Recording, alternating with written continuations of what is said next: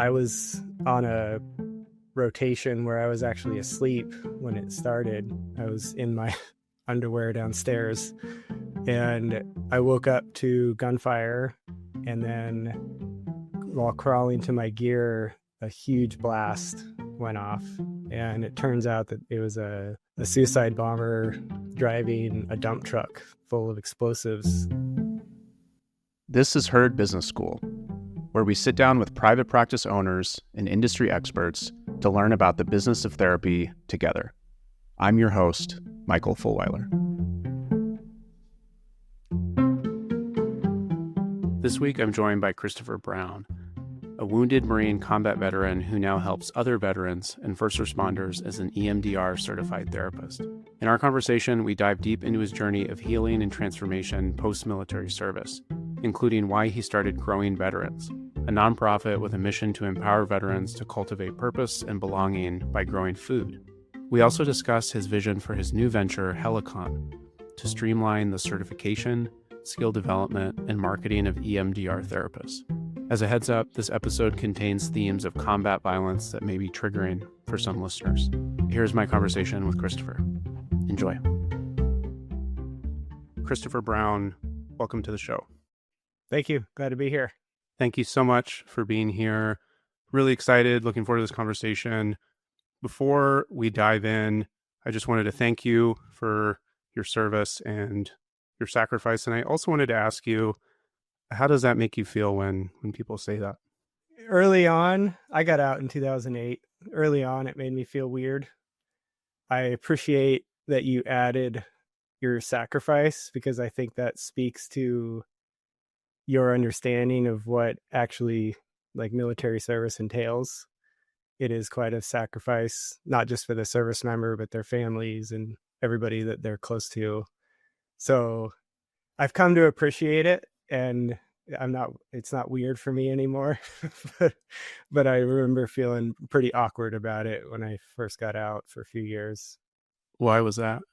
I don't know if I can put my finger on exactly why. I suspect partly because I hadn't fully processed or reintegrated to be able to appreciate that like people do care and understand enough to have, honored the experience that you've had.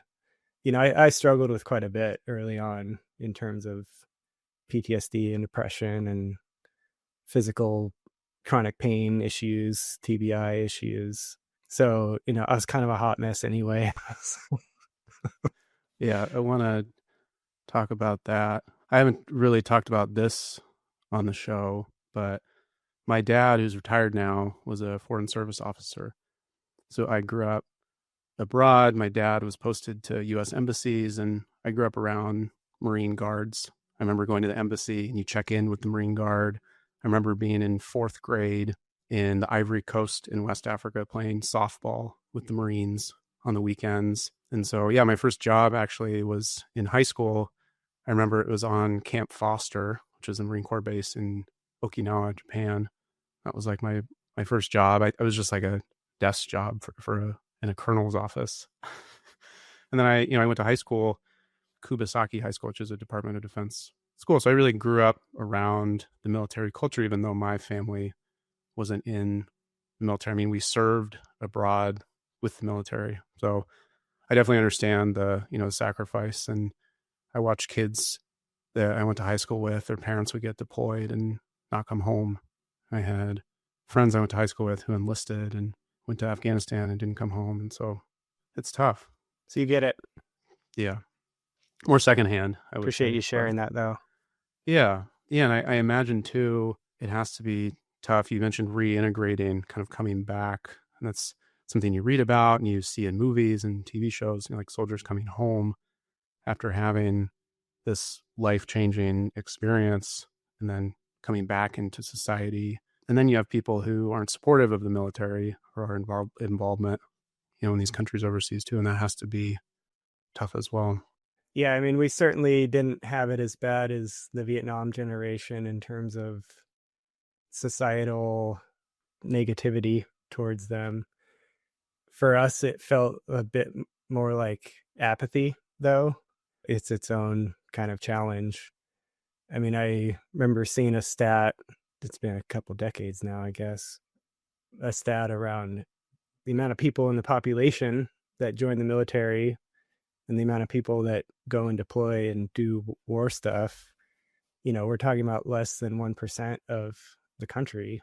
And so once I came to understand what that means and how like I shouldn't expect people to get it, it made it easier for me to like just not be such a curmudgeon about it.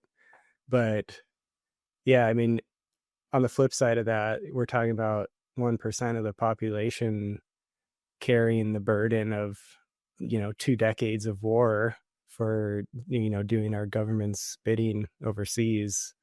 That's a lot. There's a lot of factors, but I think that's one reason why we see such a strong suicide problem in the population. They're just carrying a lot. Yeah, I read a stat. I think it says of 2024 that more soldiers die from suicide than from combat, which is pretty like jarring to read that. And it's a reality. And so I think the work that you do is super important. You mentioned that did you say you got out in 2008? Yeah, I was in from 2004 to 2008. I was an infantry guy, so doing the war stuff, and I deployed 3 times during those 4 years. So, I was injured on my second deployment. We lost 41 Marines from my battalion during those 3 years. And I was just done. I was burnt out, ready to like try to fix myself and move on with life at that point. Yeah, so I got out and started to use the GI Bill. You said you're injured. Can you tell me what happened? We were in a small patrol base, our platoon, which is 3+ squads, about 30 to 40 people. And we were kind of out in a rural farmland type area.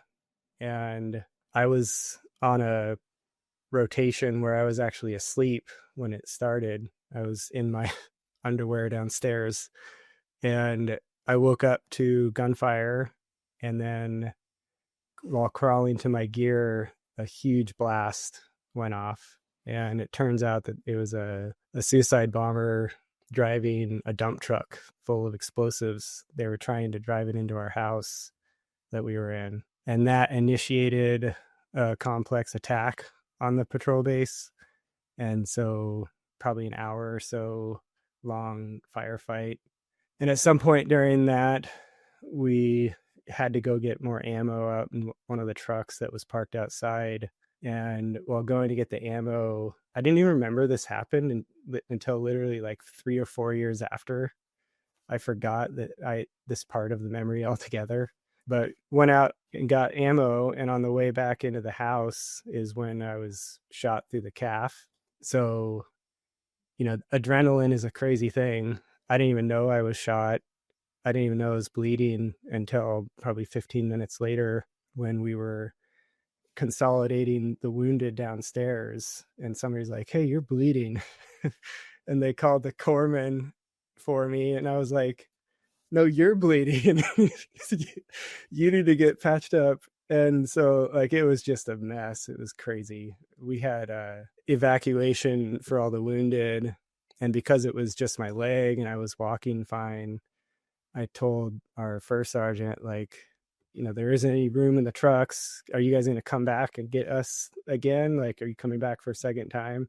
He's like, "Yeah, don't worry about it. We'll be back." And they never came back. So I had to suffer through it for a night or so until I got to an aid station. Yeah, that was a pretty crazy time. Thanks for sharing that. I haven't heard that story. Is it hard to talk about now? I mean, I've shared the story enough times, I think, that my nervous system is regulated when I talk about these things. It's part of my EMDR journey too. That's why I like the story, because there's a really cool ending with EMDR involved. But yeah, I've told that story many times over the years, and every time it gets a little easier. Yeah, well, I appreciate you sharing it. So you come home, and then do you go right back to school? Yeah, so my spouse was finishing up school at the time, and I started to use the GI Bill.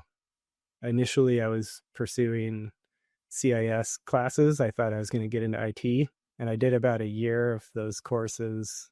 And during, I got into counseling, and I had to take some electives, and I took a psychology course. And, connecting the dots and what I was learning in Psychology 101 and what I was experiencing in therapy, and then kind of just looking at the IT field is like, just seemed like the wrong path for me. I think I need to change my track. So it was like perfect timing.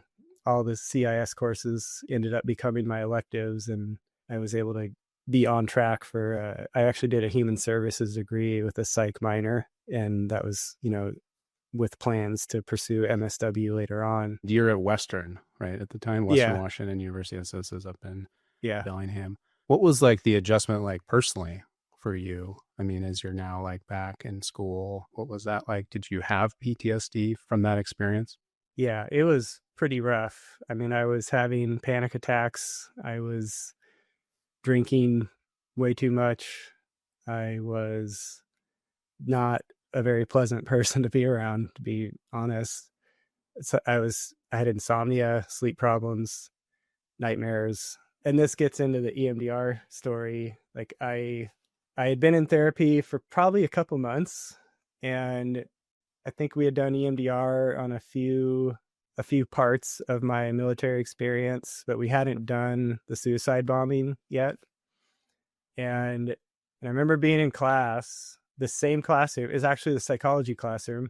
Is the only classroom I was having panic attacks in, but it was a recurring thing for like the whole quarter. And there was an occasion where I had a legit flashback. Like the classroom was consumed by a fireball, and I was freaking out. I couldn't see very well. I had to just walk home and lay on the couch the rest of the day.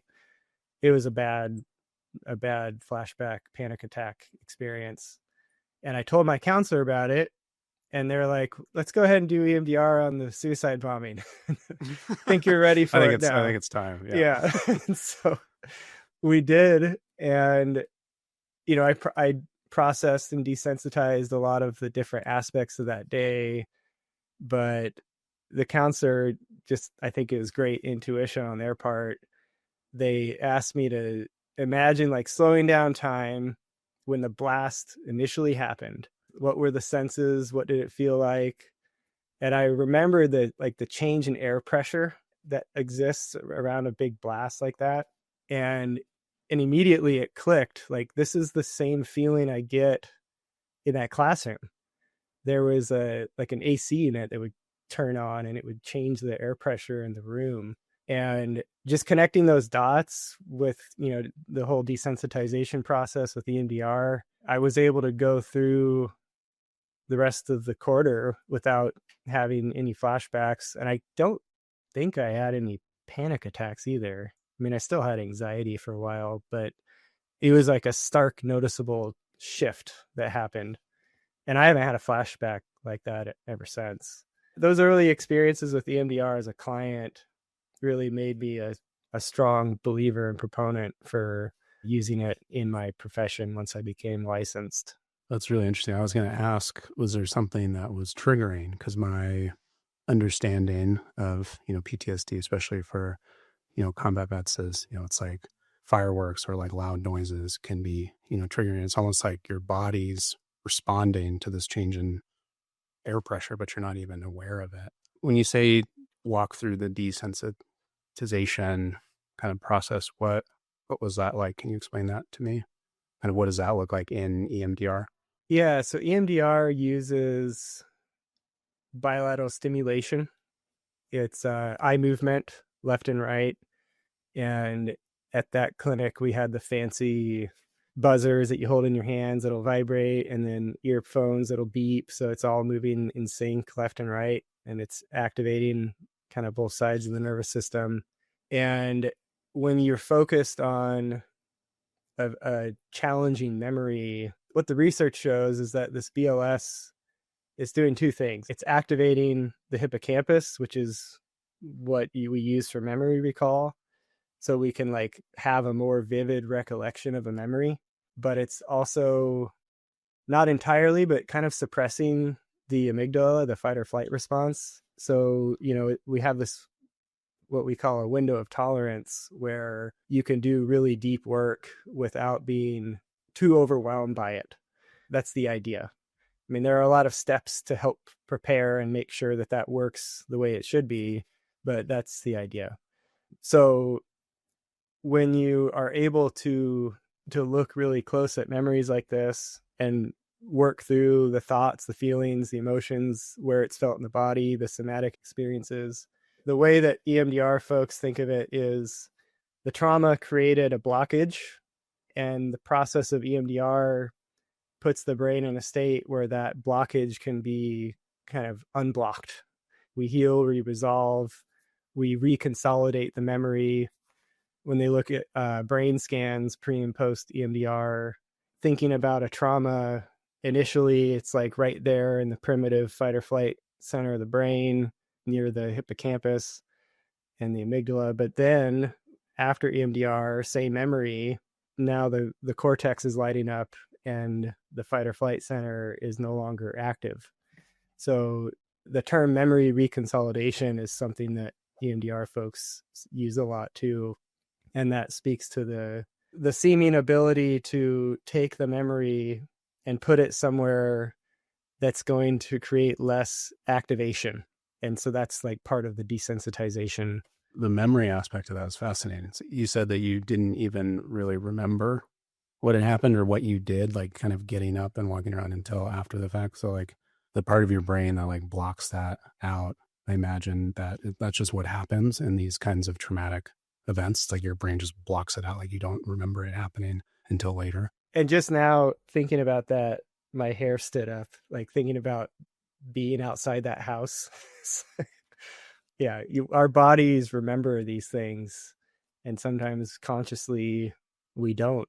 Some people go even longer than I went, not remembering things that were just completely horrifying. A lot of men, especially, and I'm sure that you have seen this, with, guys that you were deployed with or, served with, that, may be resistant to therapy and talking to a therapist and getting help. I'm curious, like, what led you to first seek out therapy, and did you feel any resistance to it?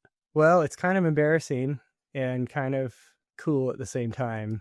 The embarrassing part is in the first like month home, I was drinking with a friend I grew up with, like one of my best friends, and got into a fight and like hurt him pretty badly. It was not cool. The cool part about the story is within that next week, my dad came to visit, and he shared a story from his time in the Navy when he basically did the same thing, like got into a fight with his friend and hurt him. And, the way that he said it was, I ended up talking to someone that really helped with my anger, and I think you should think about doing the same thing. That's what like made me think about it and consider it. And knowing at that point that it's something my dad did that I wasn't even aware of until then, that helped get rid of a lot of the potential barriers that I think I would have had otherwise. But I feel very fortunate that I was able to get into therapy within a couple months of getting out. I worked with Vietnam vets when I was at the VA who went their entire careers without doing any therapy, working extra shifts, just like overworking, suppressing as much as they could through work and, drinking on the weekends. And then they retire, and now their brain has all this free time, and they start having memories and nightmares and all sorts of stuff coming up that they spent years suppressing. They show up and do the work and start feeling better. But I just feel so fortunate for having had the opportunity to jump into it so quickly. Definitely. I mean, it probably saved your life. Yeah, I think so. So you graduate from Western, and then you go to graduate school. You said you got your MSW. Did you get that from Washington? Yeah, University of Washington. From UW. Okay. And there was like a 2-year gap between 2 or 3 years. There's a 1 year gap, and I started the program, and it was a 3-year program. But in that gap between getting my bachelor's and getting my MSW, I also started a nonprofit, and that was a really meaningful experience. I'm still on the board today. And that's Growing Veterans. That was Growing Veterans. Yeah. Can you tell me about that? The premise was, if we create a space outdoors within a community mission, it's community agriculture, growing food, giving it to people. For a time we were selling it, and now we just donate it to food banks. But like, the mission is the food, the place is the farm. If we have this where we can invite vets and community members out to really cool or organic peer support can happen. So the idea was the farm is the catalyst for peer support. And we did that for a couple of years to varying degrees of success. And we started to realize that, maybe there are some things we could do to really amplify the ethos and the culture of peer support.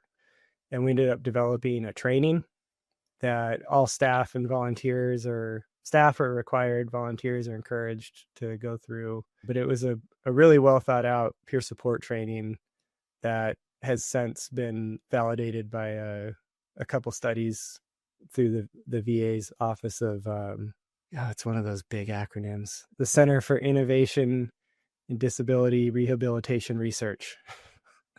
They're in Tampa, Florida. But they validated what we built, and this actually might be interesting for your audience. The training itself, licensed providers can get 20.5 CEUs if they take it. So anybody that needs CEUs and is interested in peer support might check that out. But yeah, that was an interesting time. And in terms of like business, like we're talking about on the podcast, I learned a lot through that. Nonprofit's still a business, and that's not how I approached it in the beginning, but it's really helped shape my understanding of money and its utility in the world, and being able to get meaningful things done. It's been a big learning journey, and it certainly has helped influence the way I think about business and money now. Are there any specific takeaways or learnings from that experience for you, specific to the nonprofit? As far as business and money goes? Mm-hmm. Yeah, I mean, we're still trying to recover from this with the nonprofit, but like I said, approaching it as a business requires you to be producing something, can produce its own revenue. The training, while in theory it could, we've relied on grants and state funding to really like pay for it. And that's just not a sustainable financial model. They're currently figuring out ways to, potentially monetize and not have to rely so much on other people's money, being able to generate it on our own. In terms of the donation world, I mean, I've certainly developed a huge amount of gratitude and appreciation for people that contribute their hard-earned dollars to important missions that other people are working on for not enough money. Early on, I took a very low salary, and I regret that because it set a precedent for future leadership that I've been trying to unravel over the last 5 years. In order to attract and maintain solid people, they need to be paid well. And, I was willing to sacrifice my own income because I felt this higher calling mission that I was trying to build, but I wasn't thinking about what that might have meant for, future people getting involved as staff members. So that's something that I certainly have taken away that I am considering as we build the startup.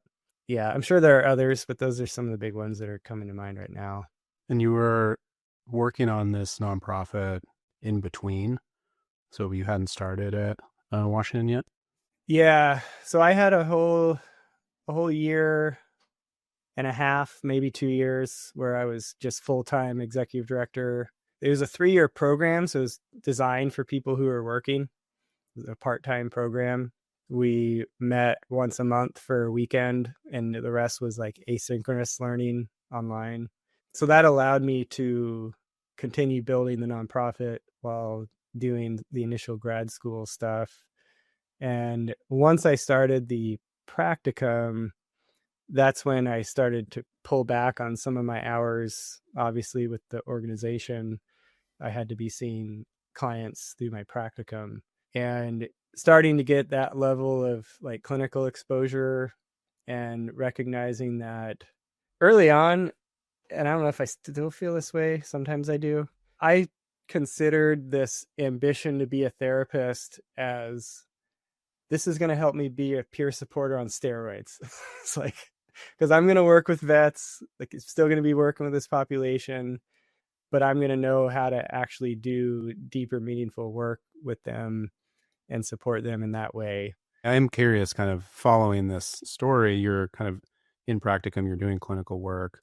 I was going to ask, sort of moving from nonprofit into being a therapist and doing clinical work, was that kind of like the goal, or was it just you were exposed to kind of clinical work and then you're like, oh, this is actually something that, or is it more so you're doing this peer support work through the nonprofit and you're feeling good about it, but you feel like you need more training and kind of you want to go deeper? It's a little bit of both. I remember when I was in undergrad, I was a work study at this PTSD clinic. And I remember looking at the business cards and seeing like MSW, LCSW, like what do these letters mean? And I looked it up and I was like, oh, maybe I could do that. That actually seems achievable. So like, I had this idea in mind that being a therapist would be a cool career. But having had that peer support experience, it was hard for me to like separate the two in my mind. But the more I got into, like I was saying, when I started doing my practicum, doing the clinical work, I started to realize like how much it takes to be a really solid, competent clinician. I had a year left in the program and I started to have like this internal tension around my role with the organization. I knew that I wanted to become a licensed therapist. And if I were to do that, I couldn't stay with the organization as a full-time executive director. So by the time I graduated, you know, like everybody understood that I was going to be moving on. And in the context of building an organization, 3 years after you start it is not really the greatest time to do that. I wish I would have had at least 5 years. Yeah, that was a learning moment for sure, or it has been since. But the summer I graduated, I had a month or two before my job offer with the VA would have started. And I had passed the reins off to the new executive director. It was a weird summer. I was trying to stay involved without stepping on people's toes, waiting on the bureaucracy to like let me in. It was just a weird time. But the first staff meeting I went to when I got hired, or when I started at the VA, one of my first questions was, when can I get trained in EMDR? I had been doing like preparation work with clients as an intern, and then collaborating with the EMDR providers so the client could do the EMDR processing work with them, and then following up after. So I was like close enough to the process and getting really excited about being able to do that on my own with clients. So yeah, I was ready to jump right into it when I started full time there. Being a therapist is about helping people, not crunching numbers. But when you're running your own practice, managing finances can feel like a full-time job, one you never trained for. That's where Herd comes in. Herd is the financial management platform built just for therapists. No more cobbling together spreadsheets, DIY software, or expensive accountants.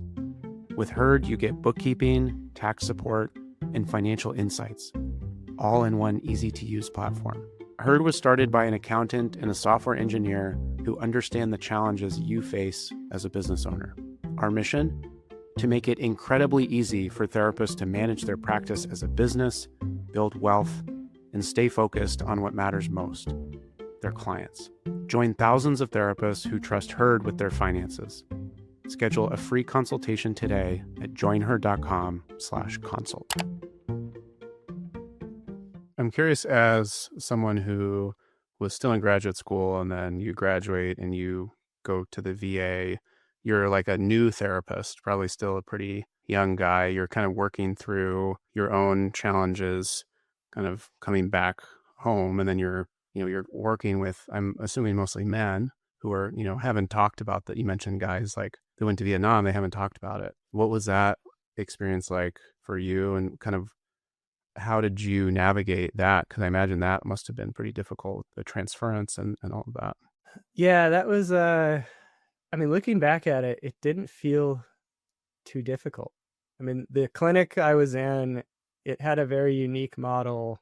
And again, this is like the peer support overlap. It was started in the 80s as a response to the challenges the Vietnam vets were having. And initially, this program was just for Vietnam vets. And it was clinics outside of any big VA facility where Vietnam vets could come and support each other with peer support. Over the few decades, and before I got there, that had evolved into, we only employ licensed therapists, but we try to employ licensed therapists who are also veterans in order to maintain that sort of more like easy rapport, peer type vibe. And so like it just felt intuitive and easy, like it was part of the way that program was structured. And I had really good mentors and support that, like I just learned so much in those first few years. It was tough initially. The hardest part was learning how to leave work at work and not bring it home with me. I've developed some really useful tools over the years that helped a lot with that.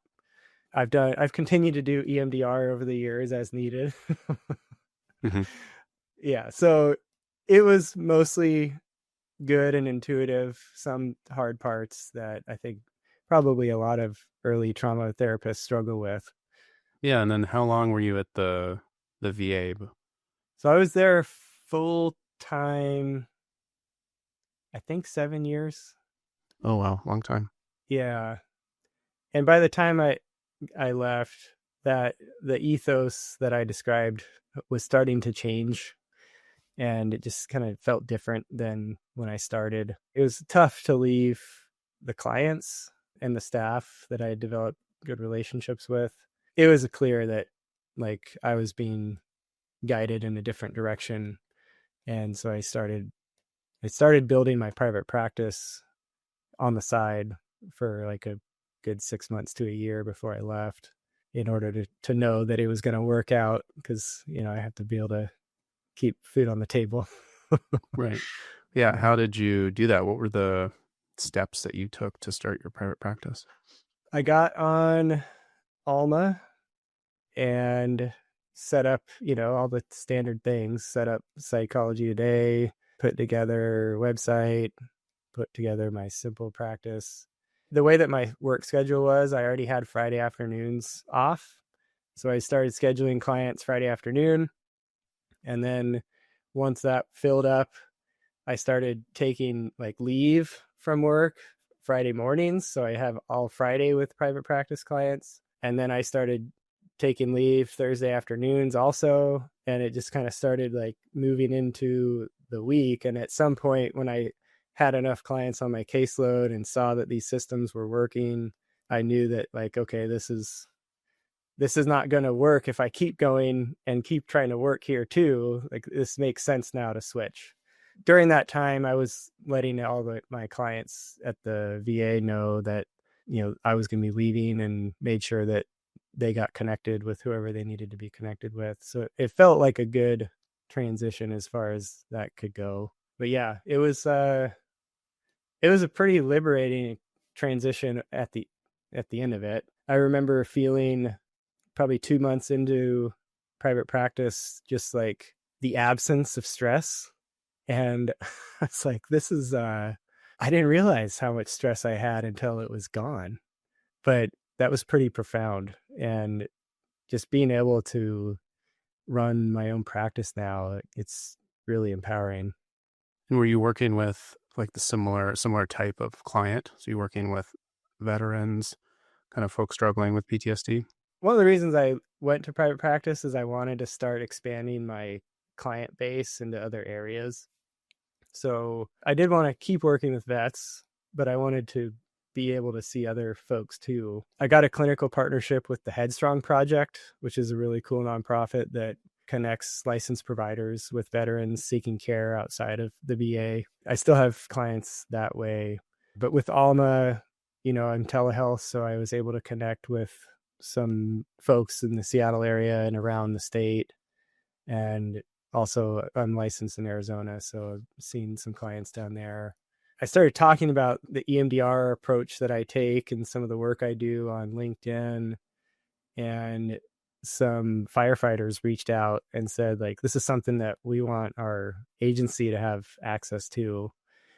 And that was over a year ago now. But that led to some really cool conversations and some really great opportunities to help out first responder clients. And that's kind of morphing into the Helicon business that we're building.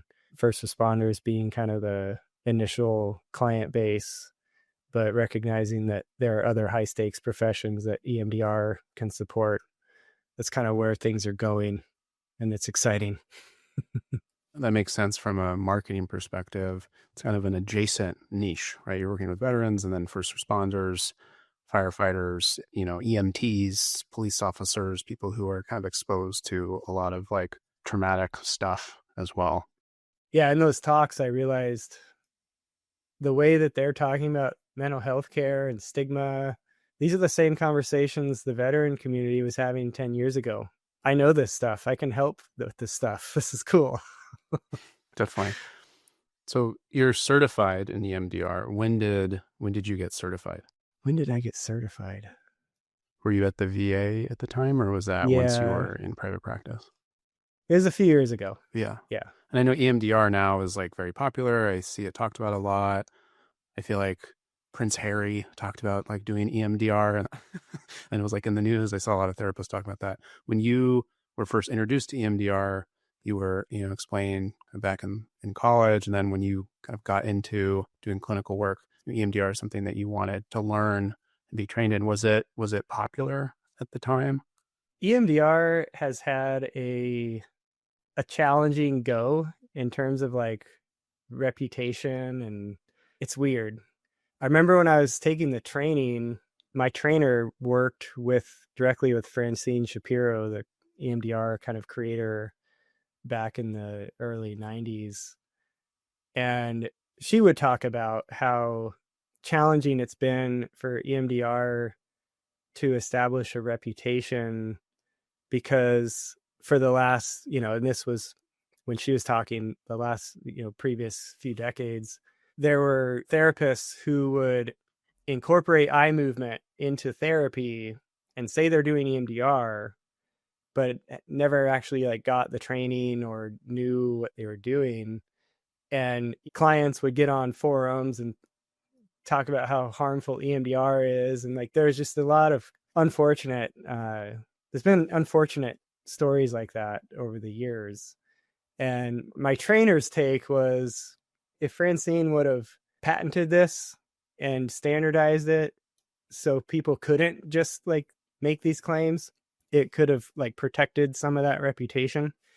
But Francine Shapiro wanted this to be available to as many people as it could be. So I think EMDRIA now, which is like our current sort of gatekeeping body, they acknowledge that as a problem and developed the standards that inform basic training, that inform additional certification and consultation.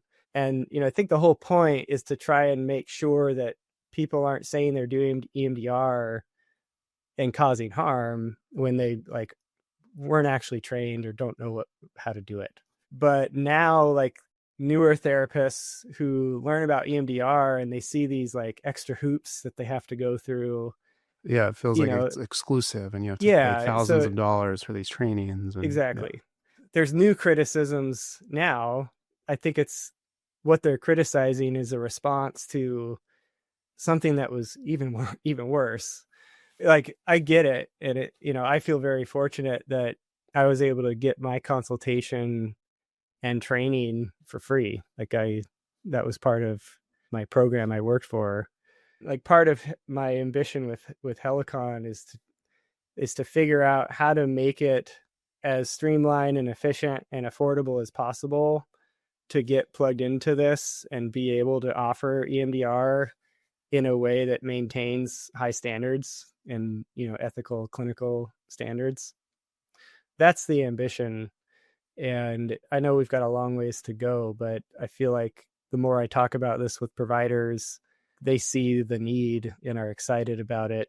And agencies who would like to access like a vetted pool of providers like this, they're excited about it. So it feels like this is something that's going to be really helpful for folks. What is Helicon? You've alluded to it a few times. I definitely wanted to get to it. Helicon, we're trying to build an ecosystem of support for EMDR providers and connect them with high stakes professionals who might need their services. So right now it's pretty piecemeal, but we're working on building some technology to support it at a larger scale. We're piloting it mostly in Washington, but EMDR professionals from around the country can apply to like get connected. For right now, it's what it is private communication channels, so we can start coordinating and collaborating and sharing resources, referrals, and then again piloting in Washington a private vetted directory that we're offering to first responder agencies just to start seeing what these systems need to look like in order to be as helpful as possible. But in the future, like I was saying earlier, we also want to be able to offer a streamlined consultation and certification track that's aligned with EMDRIA, but just makes it easier to navigate because there is a lot to it and it's kind of complicated and it can be expensive. So we're trying to fill those gaps. That makes sense.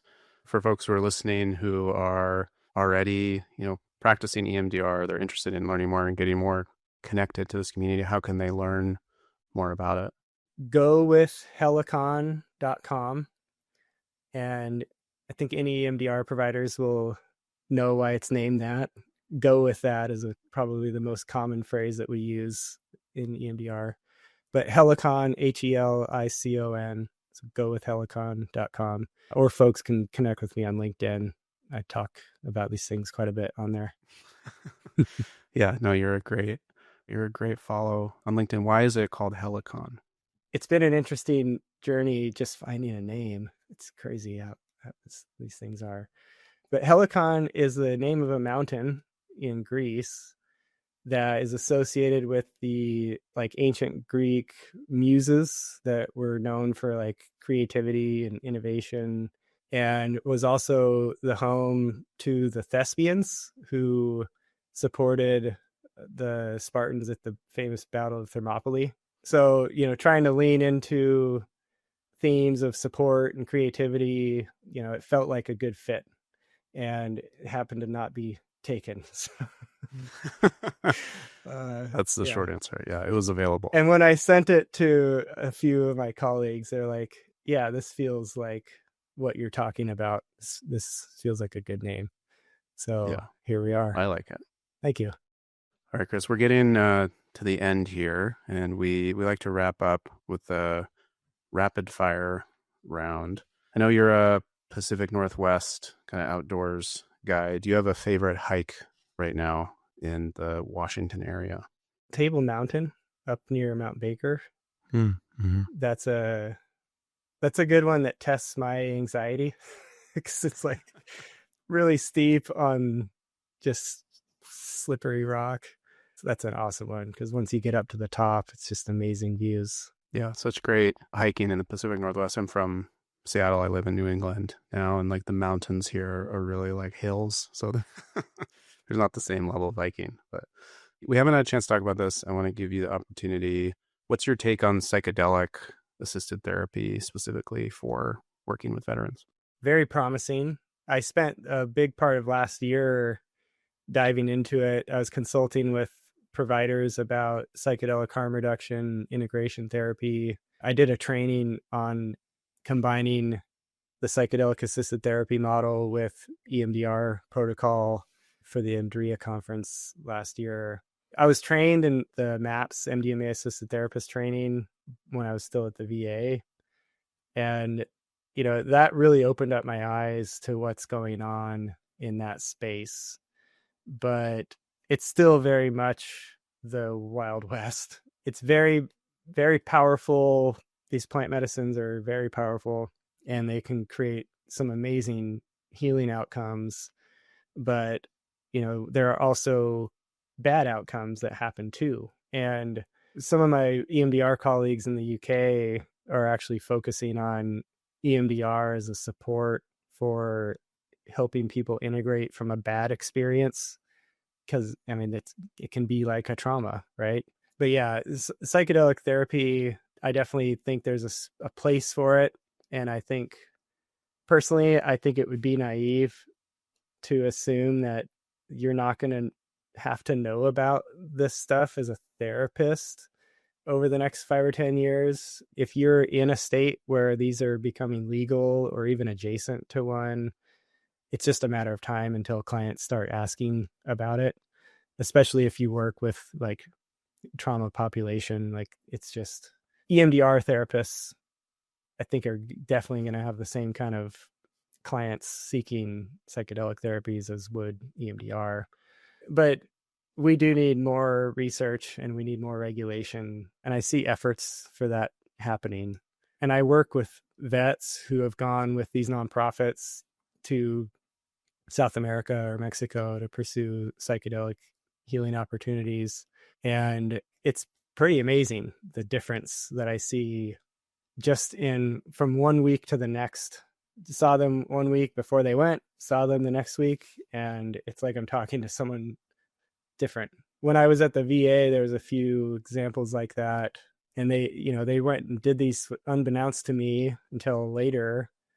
But in assessing like outcomes, how they're storing memories, how they're feeling about things now, I was hearing the same kind of answers that I would have expected after half a dozen EMDR sessions from, a single psychedelic experience. When I started having experiences like that, it's like, I can't ignore this. This is some important stuff that's going on. So I just kind of took on a curious mindset and started learning when and where I could. And, now not a lot of my clients, but a few clients reach out to me because they know that I can have these kind of conversations. I've been through the trainings. I'm not involved in the psychedelic experiencing part, but the tools that I have can be really helpful in the integration part once people have come home from an experience like that. Definitely. It sounds like EMDR and psychedelic assisted therapy can work well together. Yeah, I believe so. What's one thing that you wish people understood better about veterans? I don't know how true this is. Just through interactions that I have had over the years, I get the sense that people lump veteran into a certain kind of like mental schema in terms of whether it's like religious or political or socioeconomic like affiliation. But the reality is the veteran population is just as unique and diverse as the rest of the population. It's just kind of a sample of the rest. So I don't know if those are legit like misconceptions, but it's kind of the impression I've gotten over the years. And that's why I think groups like Growing Veterans are so cool, because it creates an opportunity for people who may have stigmas in their minds to like sit next together while cleaning carrots at a wash station and talking about like real life things that matter. Yeah, it's not this toxic masculinity stereotype that people may associate with the military. I think that's a really good point. All right, last one here. What's one thing that you want therapists to take away from this conversation? For EMDR providers, I guess it would be to know that there's something that we're working on to make your life easier and more meaningful as a therapist. And for therapists who aren't in the EMDR camp yet, that maybe there's an opportunity to, in a way that's more accessible in the future with Helicon that I talked about before. Yeah, I think that's it. That's great. And I know that you mentioned this already, but just to repeat it for folks, how can they, get in touch with you or, learn more about what you're doing and even get involved? Yeah, so they can check out gowithhelicon.com. There's a sign up link on there that they can fill out to get into the database, and we'll reach out when there's opportunities, and we'll send them a link to join the private communication channel, or they can just connect with me on LinkedIn and stay in the loop that way. Great. Chris, thank you so much. This has been amazing. Really appreciate your, vulnerability, especially. Yeah, of course. Appreciate you. Thanks for listening to this episode of Herd Business School, brought to you by Herd, the financial management platform for therapists. To get the class notes for this week's episode, go to joinherd.com/podcast. And don't forget to subscribe on YouTube, Apple, Spotify, or wherever you listen to podcasts. We'll see you in the next class.